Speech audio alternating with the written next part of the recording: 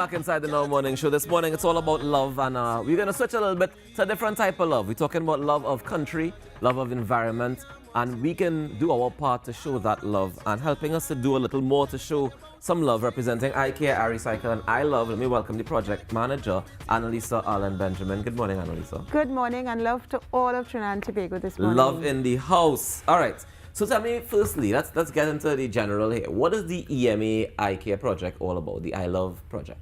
We are all about showing possibilities. We have a pollution problem, a terrible pollution problem in Trinidad and Tobago, and we have many waste streams. And we have found, doing research, that over 80% of the material that goes into the landfills can be recycled. That's wasted resources. Okay. So, and aside from wasting resources, we have a litter problem, because when it doesn't end up in the environment, when it doesn't end up there, it ends up in the environment, in rivers, streams. And then we have a flooding problem that everybody only notices when we have a flooding event. We therefore want to show love for our environment. Okay, so the idea is to get awareness. Is it just awareness, or is it that we want to actively have people participate in loving the environment? Well, you know, we're in a society that we say we like to talk too much. Talk, and no action. Well, our pilot project is about action. Right. Tell me about it. So it moves from the talk, listen, how this would look like. So we're a pilot, so we are learning, you know, a journey of 1,000 miles starts with one step. So we're in one step as we try to transition to a circular economy. We started with the most popular one is beverage containers. Right. And so what we had to do, well, for you to get rid of it, we had to put locations, drop-off sites. We have over 700 in 6 zones, 5 in Trinidad and 1 in Tobago.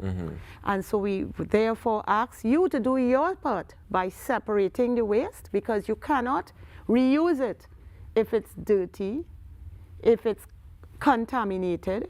We therefore need clean feedstock. It's a remanufacturing process. Okay, so what you want people to do is to be able to wash out plastic containers, beverage containers, metal and plastic, or just plastic? So let me tell you, there are 4 types. Right. PET, plastic, the single-use plastic bottles, glass bottles, aluminum cans, and Tetra Paks. These are the most popular because you take it and you throw it away. Yeah. I didn't realize you were taking Tetra Paks too. Yes. 4, let me say it again, Tetra Paks, aluminum cans, glass bottles, and PET plastic bottles, because we dispose of them. They are single use. Okay. And you can get a second life. And some people may not know, I'll be talking Tetra Paks and things, and people are like, what's a Tetra Pak? A Tetra Pak is basically like what your Orchard and those things. Cartons. Any of those milk cartons, all that is made out of milk too, because people think it's only juice. Yeah. So cartons, as you said, keep it simple, a carton. Yes. We have cartons. We have the aluminum cans, which is like where you drink can, like a beer can or a juice can, any kind of can. Correct. Right. So do we crush those, or we ask you to crush all of them, because you know what happens? 2 things. We ask you to first rinse and then crush if you can.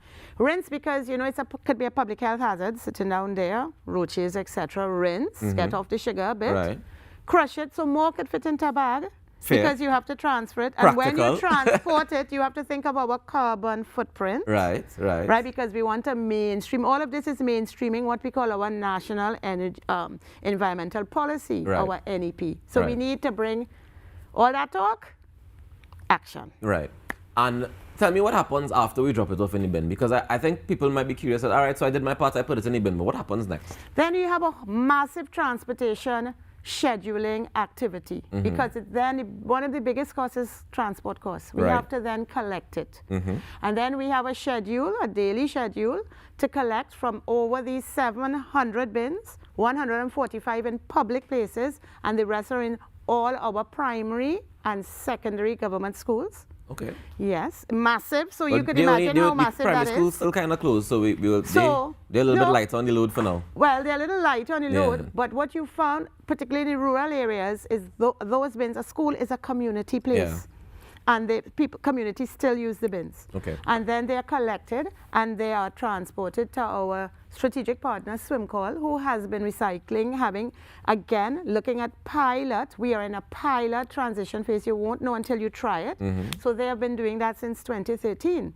And so that we have 3 pilot collection depots where they store and they separate it, because then we make life really easy for you. We do the separation. Okay. Because a factory will only take glass. So, for example, I can say our only glass, I'm not advertising for them, but it is Carib. Right. So, you know your soft drink bottles? Yeah. You carry it, they crush it, they reuse it, they melt it, and you're drinking from a new bottle. Right. You haven't wasted that resource. Right. Right. So they separate and the glass goes there. They separate the aluminum cans, the Tetra Paks, and the PET bottles, the plastic bottles. They crush it in a baler. And then send it off to a plant that can process it. We don't have the economies, we don't have those large scale plants here. So unfortunately, until then, they are shipped. Also, we ship those out. We ship the aluminum ones There out. are, however, some enterprising entrepreneurs, and this is why you do a pilot, to see what will happen. Exactly. Because on theory, you will say this will happen. So some entrepreneurs have been using it to make pots, right, benches, integrating it into concrete, a composite concrete. But these are all experiments, and we are testing it out. How long has this pilot project been going on? It's been going on since 2015. And how long is it expected to go on for? It's expected to go on until 2024, 23, 24. Nice. And what are some of the milestone achievements that you guys have gotten to so far?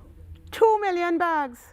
Oh, wow. Voluntary participation. Mind you, you know you always have, we have a thing where you think people only do stuff if you have a penalty. If they're incentivized or penalized. Or they gain money. Yeah.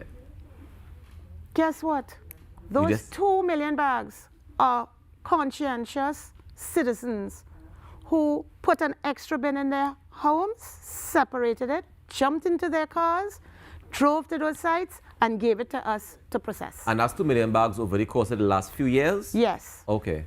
All right. Well, nice. I mean, that's definitely an achievement, and I hope that people continue to go out there and show love, because, I mean, it's a form of love to be able to take care of the environment that we live in and our children will inhabit after we're gone. Yes. Well, when we love, you were speaking of romantic love, it's about giving and taking care of our romantic partner.